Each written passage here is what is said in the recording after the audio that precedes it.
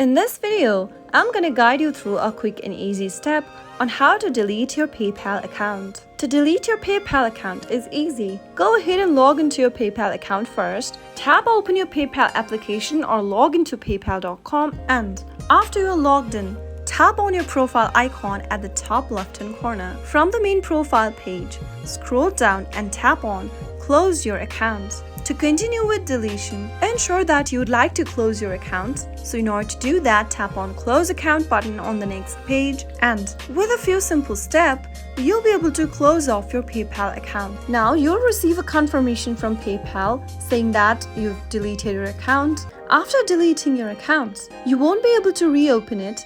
You would need to create a new PayPal account if you wish to use their service again. If you have any pending transactions, dispute, or issues, it's advisable to resolve them before closing your account. So that was how you can easily delete or close your PayPal account with a few simple steps.